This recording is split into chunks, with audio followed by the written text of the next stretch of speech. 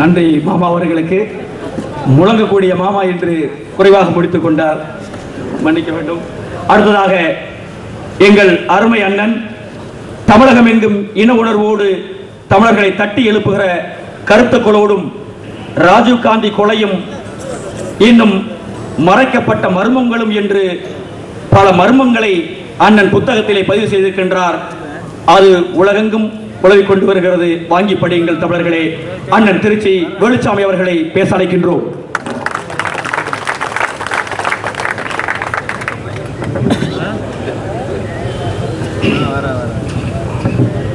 தமிழால் இணைவோம், தமிழராய் எழுவோம் என்கின்ற உணர்வோடு இங்கே மேடையிலும் முன்னாலும் அமர்ந்திருக்கிற தமிழ் உறவுகளே, சொந்தங்களே, உங்கள் அனைவருக்கும் என்னுடைய நன்றி கலந்த வணக்கம். எனக்கு முன்னாலே உரையாற்றி அமர்ந்த அன்பு சகோதரர் ஷாகுல் அவர்கள் சொன்ன 2 செய்திகளை நான் விளக்கம் சொல்ல வேண்டிய கட்டாயத்தில் இருக்கிறேன். ஒன்று, இந்த கூட்டத்திற்கு அனுமதி தந்ததற்காக காவல்துறைக்கு நன்றி நன்றி நன்றி என்று 1000 நன்றிகளை சொன்னார். ஒரு 15 நிமிடங்கள் அதிகமாக நீங்கள் அனுமதிக்க வேண்டும் என்பதற்காக வேண்டுகோளை வைத்தார். பாவம், தமிழ்நாடு காவல்துறையை பற்றி அவருக்கு ஒன்றுமே தெரியவில்லை என்று எனக்கு தெரிகிறது. நீங்கள் அனுமதி கேட்டால் தரமாட்டார். அனுமதியே கேட்காவிட்டால் ஒரு நாள் முழுவதும் மவுண்ட் ரோடை அடைத்துக் கொண்டு ஆர்ப்பாட்டம் நடத்தினாலும் ஏனென்றும் கேட்க மாட்டார்.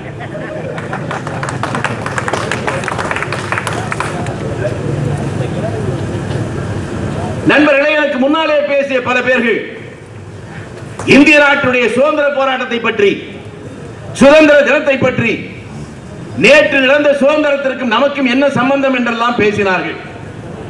நான் அவர்களை பார்க்கிற போது பாவமாக இருக்கிறது. எங்கள் ஊரில் திருச்சி ஒரு வித்தியாசமான ஊர். உலக உத்தமி குஷ்புவுக்கே கோயில் கட்டிய ஊர். எங்கள் ஊரில் முக்கியமான இடம் தில்லை நகர் என்று சொல்வார்கள். அந்த இடத்திலே ஒரு மிகப்பெரிய பிளக்ஸ் போர்டு வைத்திருக்கிறார்கள். இன்னும் எடுக்கவில்லை. இன்றைக்கு காலை கூட பார்த்தேன். எனக்கு முன்னாலே இருக்கிற பிளக்ஸ் போர்டை போல 4 மடங்கு பெரிய பிளக்ஸ் போர்டு. அதிலே என்ன சொற்றொடர் இருந்தது என்றால், எங்களுடைய சுதந்திரத்திற்காக போராடிய உங்களுக்கு எங்களின் முதல் வணக்கம்.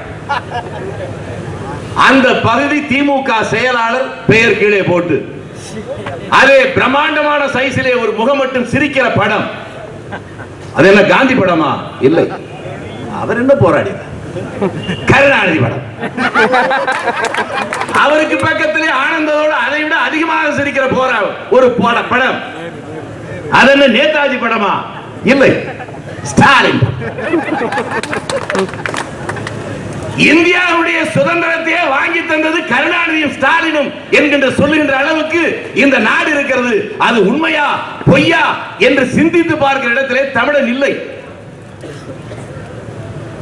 இவன் தூங்கினால் தட்டி எழுப்பலாம். இவன் தூங்கவில்லை, மயக்கத்திலேயே இருக்கிறான். தமிழ்நாட்டுடைய வரவு செலவு திட்டத்தினுடைய அறிக்கையை பார்த்தால் உங்களுக்கு புரியும். 30,000 கோடியை தாண்டுகிறது தமிழன் குடிக்கிற குடி மட்டும். எங்கள் ஊர் ஒரு சின்னஞ்சிறிய கிராமம், நச்சலூர் என்று பெயர். எங்கள் ஊரில் ஒரு நாளைக்கு எங்கள் ஊர் டாஸ்மாக் கடையிலே விற்பனை 1 லட்சம் ரூபாயை தாண்டுகிறது. இந்த பாவத்திற்கு 7 ஜென்மத்திற்கும் கருணாநிதிக்கு விமோசனமே கிடையாது. நண்பர்களே, எதற்காக இந்த கூட்டம்? ஏன் இந்த கூட்டம்? எனக்கு முன்னாலே பேசிய நண்பர்கள் ஆவேசத்தோடு சொன்னார்கள், சீமான் என்ன சொல்லிவிட்டார்? ஆந்திரையில் இருக்கிற விஜயசாந்தி தெலுங்கானாவை ஏற்றுக்கொள்ளாவிட்டால் வெட்டுவேன் சொன்னாரே, அவருக்கு எங்காவது தேச பாதுகாப்பு சட்டத்தை அங்கே போட்டார்களா கேட்டார். பெங்களூரில் இருந்து வந்த கணேசன் தமிழ்நாட்டில் இருக்கிறவன் தான் விவரம் தெரியாமல் இருக்கிறான் என்றால் தமிழகத்தை கடந்து போயும் அவருக்கு விவரம் தெரியும். அவர் சொன்னார். ரஜினிகாந்த் பகிரங்கமாக சொன்னாரே, கன்னடரை உதைப்பேன். நண்பர்களை, விஜயசாந்தி தெலுங்கர்களைத்தான் வெட்டுவேன் என்றார். ரஜினிகாந்த் கன்னடர்களைத்தான் வெட்டுவேன் என்றார். சிங்களனை வெட்டுவேன் என்று சொன்னாரா? ராஜபக்சேயை உதைப்பேன் என்று சொன்னார்களா? தமிழ்நாட்டிலே என்னடா இது கொடுமை? பொன்முடியையும் ராஜாவையும் உதைப்பேன் என்று சொன்னால் தேச பாதுகாப்பு சட்டத்திலே என்னை போடு. அதை எனக்கு பொருள் புரிகிறது.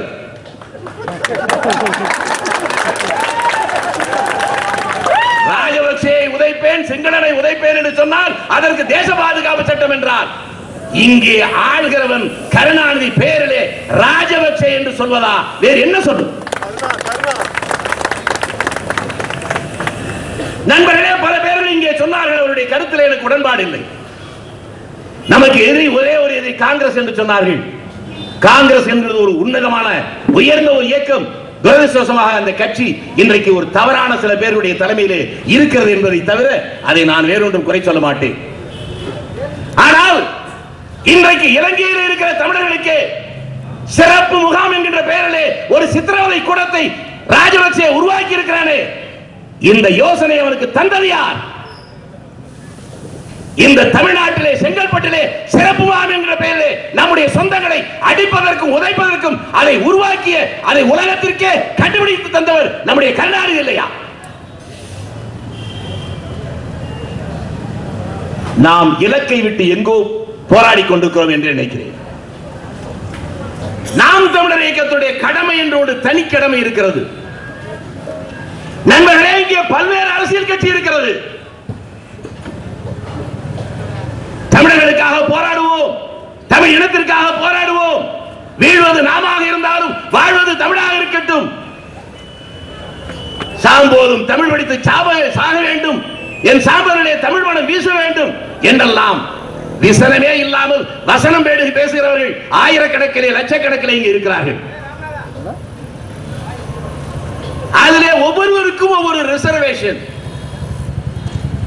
சில பேர் சில நேரங்களில் தமிழ் இனத்திற்கு, தமிழகத்திற்காக ஆதரவாக குரல் கொடுத்தால் ஐயா கோபித்துக் கொள்வார்களோ, அது அவர்களுக்கு ரிசர்வேஷன்.